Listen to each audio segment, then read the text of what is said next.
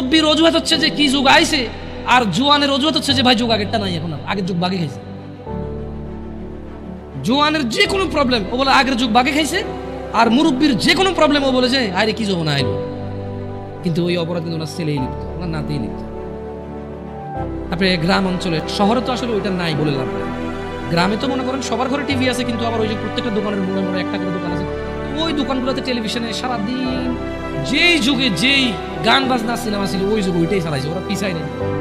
যদি বাংলাদেশ সরকার মানে আমাকে কখনো প্রশ্ন করে যে কারা ডিজিটালাইজেশনের সর্বোত্তম ব্যবহার করছে মানে সবার আগে এবং পুঙ্খানুপুঙ্খ, আমি বলবো যে গ্রামের চা দোকানগুলো।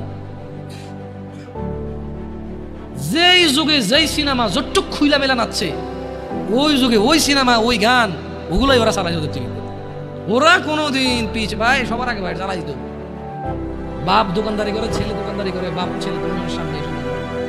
আর আপনাকে একটা কথা বলি, ওই দোকানের অধিকাংশ কাস্টমার কারা জানেন? যারা বসে বসে সিনেমাটা দেখে, অধিকাংশ 30-35 প্লাস মানুষ। কেন 40 প্লাস 50 প্লাসই বেশি? কেন 40-50 প্লাসই বেশি মানুষ? কেন ছেলে বিদেশ আছে, টাকা পাঠায়, বাপে কাজ করে এখন, আগে হাল চাষটা সব রাইট। এখন ওখানে জোয়ানদের সিরিয়াল কম কেন? কারণ মুরব্বী আছে তো ঢুকতে পারে না। এটা তো শহর না যে আবে তুই কেঠা, তুই কেঠা, এটা তো গেরাম, তো তুই কেঠা করলে ঘুষে না ভাঙে দেবে, তুই আমি কে মানি।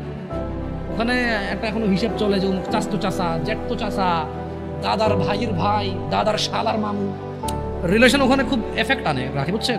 আপনি জোয়ান মানুষ দোকানে ঢুকে কয়ে যাবেন যে ও বসে আছে কেন, ওই বেটা সিগারেট খাইবার টিভি দেখবো। আর আপনি যখন ঢুকে বসবেন ওনাটা কার রে যখন বেয়াদব হয়েছে, আমি যখন আমরা মুরব্বী দেখলে জুতো হাত বকুর নিয়েছিল আসছে, এত দেখি আমি যে চেয়ারে চেয়ারে টিভি চাই। জিনিস কিন্তু একটাই, দুজনে চাইতেছে, কিন্তু ও ছোট তো চাইলে সমস্যা, আমরা চাইলে দেখ এরকম ছেলে যখন বাপের সামনে সিগারেট খাই, আমার সামনে সিগারেট খায়, বাপে যখন ছেলের সামনে সিগারেট খাই, ইটস টোটালি ফাইন। কাজ কয়টা? কাজ কয়টা? বাপের জন্য আর ছেলের জন্য গিয়া হইল না। এখন আবার কিছু লোক উদাহরণ দেবে, আপনি বাপ্পাটাকে কি এক মনে করেন? তাহলে মায়ের পায় না সেখানে ছেলে জান্নাত। ভাই ওটা তো ঠিক আছে, কিন্তু অপরাধের ক্ষেত্রে তো সবাই সমান। কারণ অপরাধ তো বাপের সাথে করতেছে না, করতেছে কার সাথে? তো এই হলো যে মানে আমাদের ধরেন আধুনিকতা বলে মিথ্যা সান্ত্বনা দিয়ে সবকিছুকে উড়িয়ে দেওয়া।